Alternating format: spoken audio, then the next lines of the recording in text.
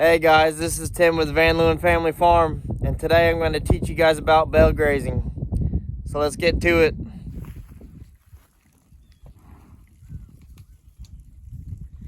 So guys, this is what we've been doing here lately.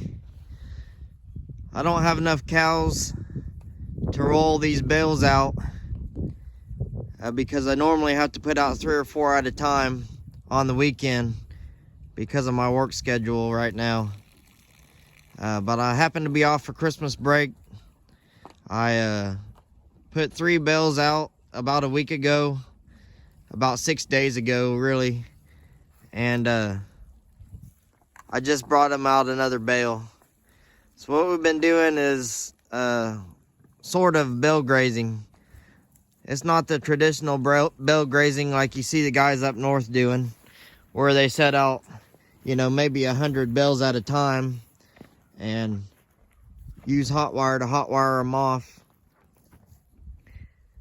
You know, they'll use hot wire to hot wire them off section by section, and they may give them, you know, 6 bales at a time or however they do it for however many cows that they have.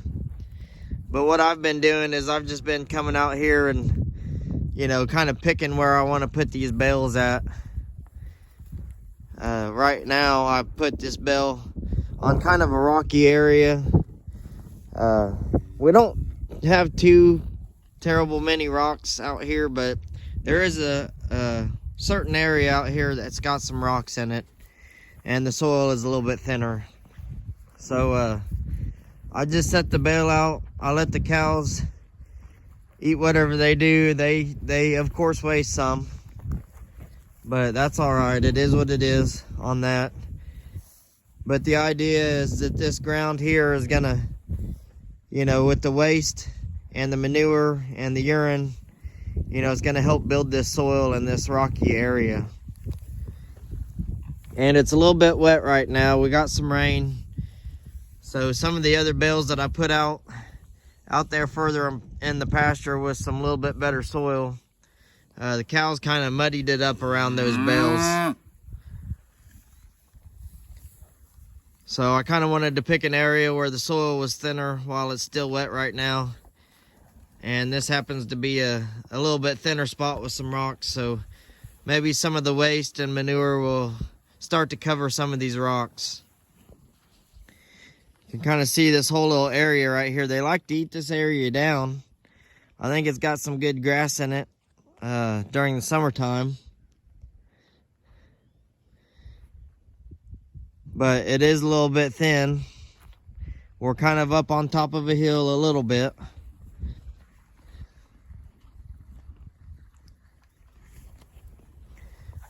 And that's why I set this bale here. I'll probably set a few more bales here in time. May not do them all at once, but I may set 3 or 4 bales in this area. You can kind of see these rocks sticking out of the ground now as the land slopes down a little bit. We've been having really good luck with our cows here this fall. We had 3 calves out of cows that I didn't know if they were going to calve or not. So they were kind of 3 surprise calves. 2 of them are right here. This black one by the 4-wheeler and that little red one by the bale unroller tire.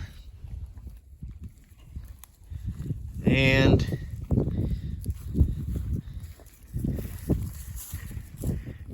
this smaller one right in front of us here. That one was out of our red heifer standing over there with her butt turned to us. I knew that she was probably going to have a calf.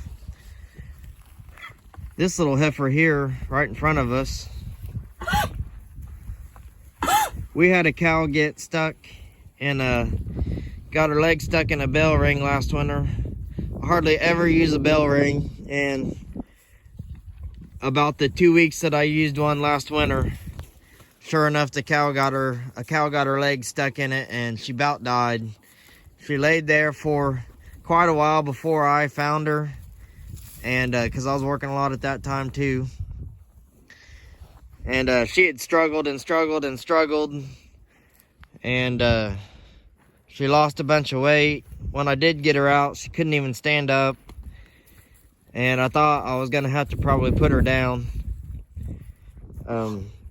But luckily, my dad kind of helped me get her up in a hip sling that I borrowed from the vet.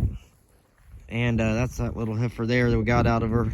She's probably one of the better looking heifers that we got out of this last group of fall calves. But I borrowed a hip sling from the vet. And what you do is you hook it around their hips, and I use my tractor bucket to lift her back end up. And we did that about at least 3 or 4 times. We stood her up in the hip sling on different days. Finally got her walking, got her into the corral, and that leg started getting infected because she tore up some tendons in it and stuff. But slowly but surely, she finally was able to start walking on her own, and it took her a long time to recover. And I didn't even know if she was gonna get pregnant this year or not, but she did, and she had that calf there, and we were able to save her. She was one of the lucky ones. You know, the vet said most of the time you can't save them once they're in that sort of oh, I heard something over there. Was that little heifer? The vet said most of the time you can't save them once they're in that condition, and we got lucky and saved her. This heifer here, she's a nice looking little heifer. Her mama was one of those baldies that I told you had been limping for about 10 months. And although we're probably not going to keep that heifer calf because I don't really like the cow that she's out of. She's kind of got weak feet, you know. She's just one of them cows that we've got, and we're kind of holding on to her now because she did have this calf. But she's kind of stayed skinny all year. She just started getting over that foot problem when we started putting the Redmond salt and conditioner back in the water like we used to. And she finally got over her foot problem, and she started to gain a little bit of condition, but not a whole lot yet. And then she ended up popping out this calf. So she was really the last cow I expected to have a calf, because she'd been so skinny all year long. A large part of the year she kind of just laid around all the time, you know, because it hurt her too much to walk, and I didn't have time to take her to the vet. I had her to the vet once before, and they couldn't find anything wrong with her, so she may have a genetic problem, and we're probably going to sell her eventually. But for now, she's got a nice calf, so we'll keep her around. But we're just not going to save any females out of her because of that.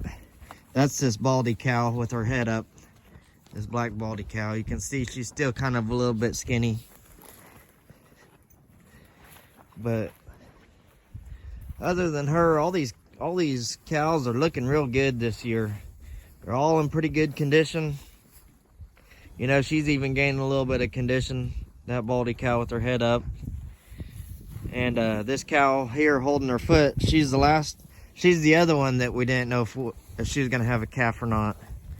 Because she had gotten fescue foot real bad. She's still getting over it. We never did get her any antibiotics or anything like that. She kind of just had to tough it out and get over it on her own, because I've been working out of town all summer and I haven't been able to doctor her. And I feel bad about it, but sometimes that's nature, and sometimes they're either going to have to get over it on their own or they don't. You can still see that foot's kind of swollen, but she can walk on it now. She's getting around a lot better, and she's able to get in there with the other cows and eat on this hay and stuff. That's the cow. The cow right in front of us is the one that hurt her leg, and you can kind of tell it's this leg. I'll see if I can point to it. That leg right there in the back, it's a little bit bigger than the other, and it's always going to be a little bit bigger than the other leg because it swelled up so much and had so much damage in it, kind of in her hock area and her foot area. Really, the whole bottom half of her leg was just super swollen up. She had tore some tendons in there. But she's really a nice looking cow. She's got good milk. She's kind of got a whatever you want to call it, stump tail, stub tail. It's not really a stub tail because she does still have a tail. But something chewed it off. Something chewed her tail off. You can kind of see. But other than that, she's a good looking cow. And I'm actually thinking about saving the heifer that we got out of her. Hey, this cow here has always been a pet. I try not to pet on her too much because I don't want her coming up and bonking the kids and stuff or something. But she is awful friendly.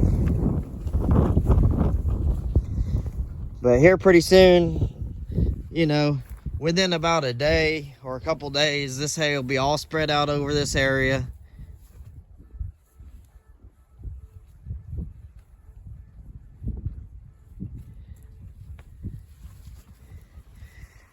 Well, guys, I'm gonna have to cut my video short because I hear my car alarm going off over there down on the other side of the farm by the gate. So sometimes it goes off for no reason. It's got a sensor in the door that thinks the door is open when it's not,